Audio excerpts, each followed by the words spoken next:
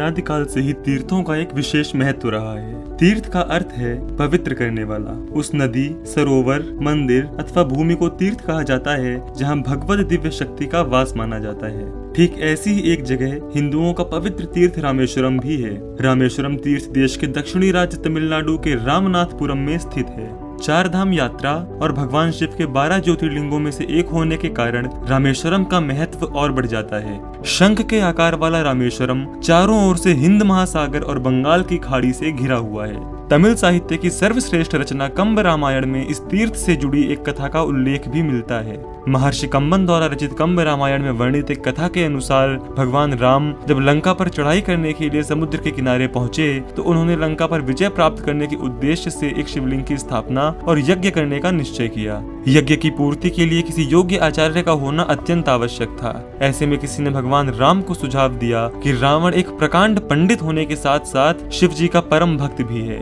इसलिए यदि रावण इस यज्ञ के लिए आचार्य का पद स्वीकार कर ले तो आपका मनोरथ अवश्य ही सिद्ध होगा। भगवान राम ये भी जानते थे कि भगवान शिव की पूजा के लिए आचार्य बनने का प्रस्ताव रावण ठुकरा नहीं सकता। भगवान राम ने जामवंत के माध्यम से रावण के पास आचार्य पद स्वीकार करने का प्रस्ताव भिजवा दिया। जब रावण को इस बात का पता चला कि राम लंका पर विजय प्राप्त करने के उद्देश्य से यज्ञ करने जा रहे हैं और इस यज्ञ के लिए रावण को आचार्य बनाना चाहते हैं, तो उसने तनिक देर विचार करने के बाद जामवंत से कहा कि राम से जाकर कहना कि रावण ने आचार्य पद स्वीकार कर लिया है और वह माता सीता को लेकर यज्ञ के लिए अवश्य पहुंचेगा।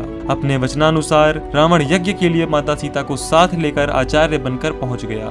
राम जी के कहने पर हनुमान जी को कैलाश से शिवलिंग लाने के लिए भेजा गया। जब काफी देर होने पर भी हनुमान जी नहीं लौटे, तब माता सीता ने स्वयं अपने हाथों से मिट्टी के एक शिवलिंग का निर्माण किया और विधि पूर्वक उसका पूजन किया गया। इस प्रकार रावण के आचार्यत्व में यज्ञ संपन्न हुआ। यज्ञ संपूर्ण होने पर भगवान राम और माता सीता ने आचार्य रावण को अत्यंत नम्रता के साथ प्रणाम किया और आचार्य रावण ने भी भगवान राम को विजयी होने और माता सीता को अखंड सौभाग्यवती रहने का आशीर्वाद दिया। इस प्रकार रावण ने स्वयं अपने शत्रु को उसकी अभीष्ट की पूर्ति के लिए आशीर्वाद दिया। अपने परम भक्त रावण के आचार्यत्व में हुए इस यज्ञ से प्रसन्न होकर भगवान शिव ने भी श्री राम को विजय श्री का आशीर्वाद दिया। विजय श्री का आशीर्वाद मिलने के बाद श्री राम ने भगवान शंकर से वहीं निवास करने की विनती की। श्री राम की भक्ति और पूजा से प्रसन्न होकर भगवान शंकर वहीं विराजमान हो गए। इसके पश्चात जब हनुमान जी शिवलिंग लेकर लौटे तो सारा वृत्तांत सुनकर अत्यंत दुखी हुए। भगवान राम ने उन्हें समझाने की बहुत कोशिश की, लेकिन जब उनका दुख कम नहीं हुआ तो श्री राम ने उन्हें स्थापित किए हुए शिवलिंग को उखाड़कर अपना लाया हुआ शिवलिंग स्थापित करने को कहा।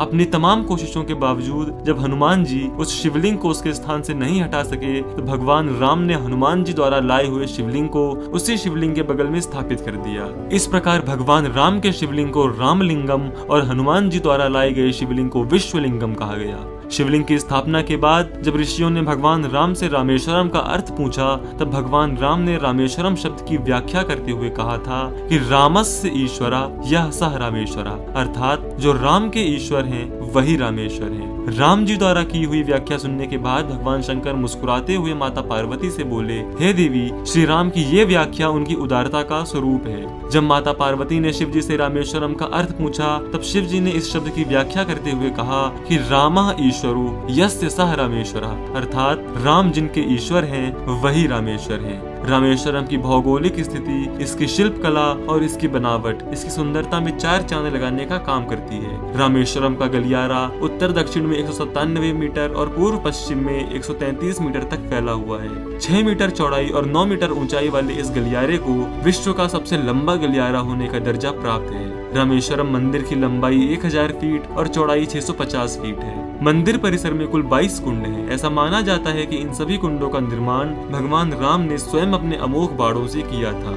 इसके अलावा रामेश्वरम धाम में स्थित पंचमुखी हनुमान मंदिर, गंधमादन पर्वत, लक्ष्मण तीर्थम, थिरुपुल्लामी मंदिर, एकांत राम और धनुषकोटि जैसे मंदिर अपने आप में ही प्रसिद्ध हैं। ऐसा कहा जाता है कि मंदिर के पहले और मुख्य तीर्थ अग्नि तीर्थम में स्नान करने से सभी पाप नष्ट हो जाते हैं। उत्तर भारत में जो महत्व काशी का है, दक्षिण भारत में वही महत्व रामेश्वरम को दिया जाता है। एक मान्यता के अनुसार रामेश्वरम तीर्थ में शिवलिंग पर गंगा जल अर्पित करने से मोक्ष की प्राप्ति होती है। रामेश्वरम धाम हिंदुओं की आस्था का एक प्रमुख केंद्र है। हर साल लाखों की संख्या में भक्त यहाँ भगवान के दर्शन के लिए आते हैं।